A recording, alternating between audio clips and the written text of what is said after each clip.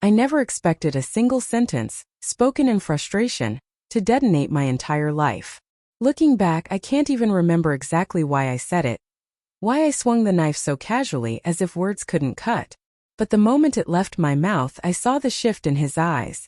Not anger, not shock, just silence, like something inside him had gone still. His name was Ryan Carter. For 2 years, he had been the one person who showed up every single time life tried to tear me apart. I met him after my last breakup, when I was raw, insecure, and desperate for someone to make me feel chosen.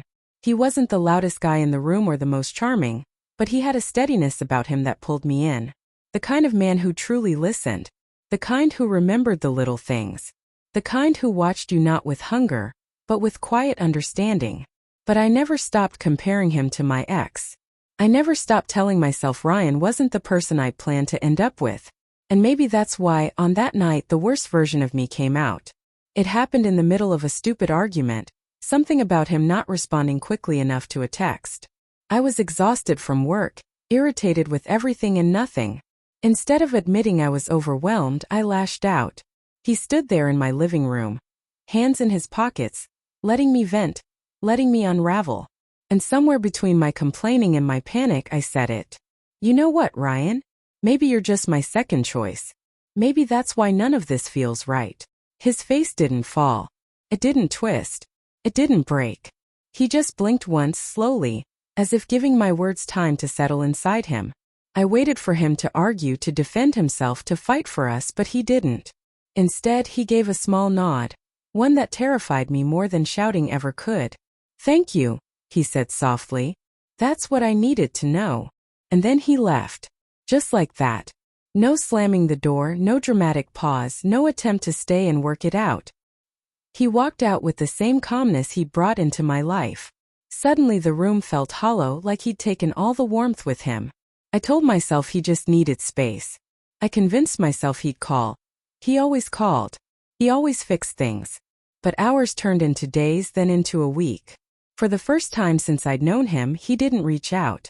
The silence between us grew heavier, like a punishment I'd written for myself. That's when I started noticing the emptiness.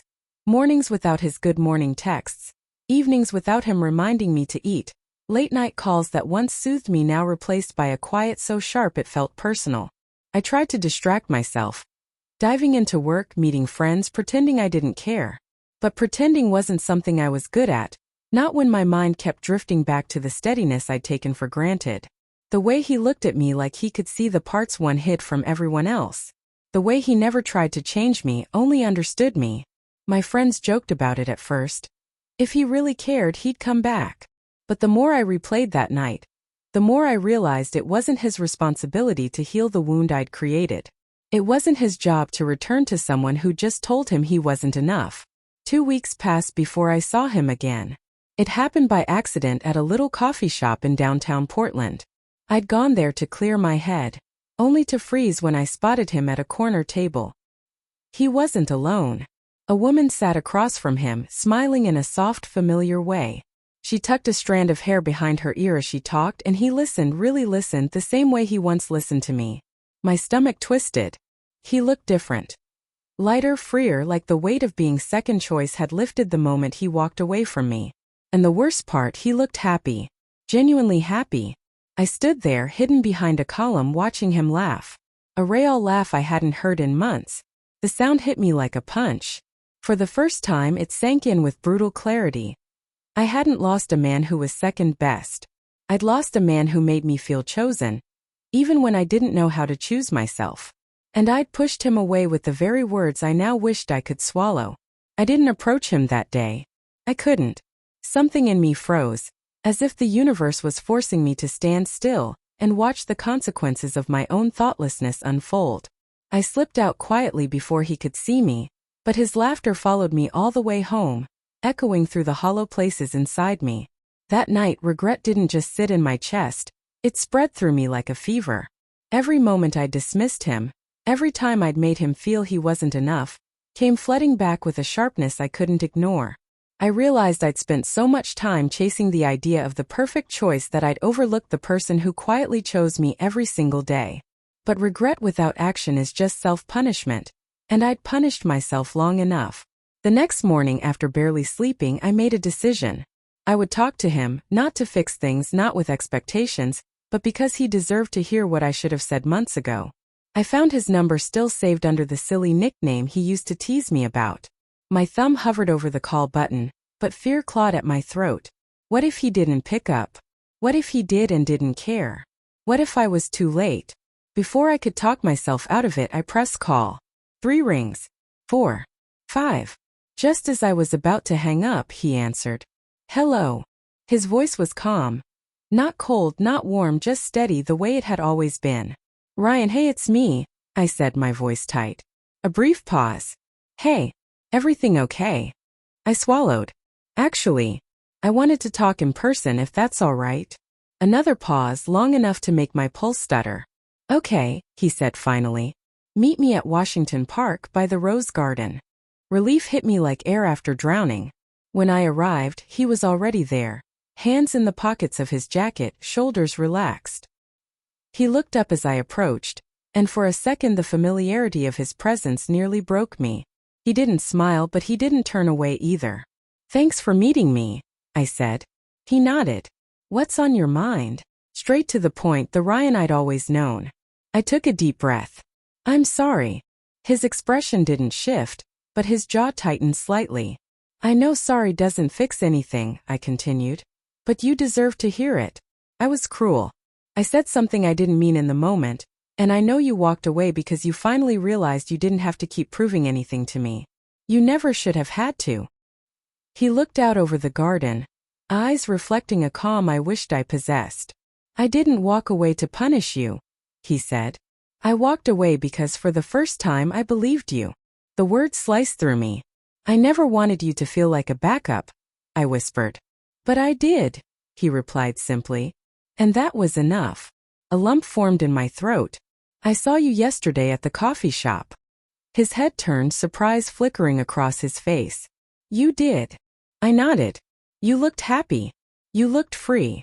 He exhaled slowly. She's a coworker. We were just catching up. The relief that washed over me was embarrassing in its intensity. But before I could speak, he continued. Look, I'm not trying to replace what we had, but I'm also not going back to a place where I'm constantly trying to convince someone I'm worth choosing.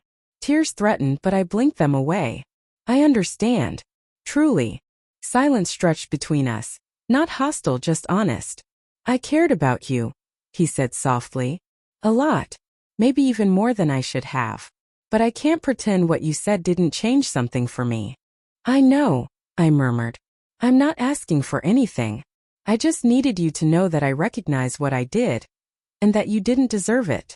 He studied me for a long moment, as if deciding whether to open an old door or leave it closed forever. Can I ask you something? He said. Of course. When you called me your second choice, were you trying to hurt me? Or did you actually believe it? My breath caught. It felt like standing at the edge of a cliff. I believed it back then, I admitted, because I didn't know how to value stability. I kept chasing the kind of chaos I thought love was supposed to be. I didn't realize how rare someone like you was until I lost you. He looked down, his expression unreadable. People say things they regret, he said after a moment. But sometimes regret comes too late. My chest tightened. Is this too late? He hesitated, and in that moment the world held its breath. Then he said, I don't know. I just know I'm not the same person who waited for you to choose me. The truth of it settled heavily between us. But he added quietly, I don't hate you and I don't wish you'd never been in my life. Maybe we can start with honesty. Nothing more. Relief loosened something inside me. Not because I thought I was getting him back, but because he was offering something far more valuable. A second chance at dignity, at maturity, at understanding what real connection requires. I nodded. Honesty, I repeated. He gave a small, tentative smile, the first I'd seen since the night everything fell apart. And in that moment, I realized this wasn't a reunion or a rekindling. It was a reckoning. A chance to grow into someone who no longer mistook kindness for weakness or stability for second best. Ryan started walking beside me along the path and I matched his pace, not ahead, not behind. For the first time, I didn't feel like I was choosing him or losing him. I simply felt present. And maybe that's how regret finally transforms.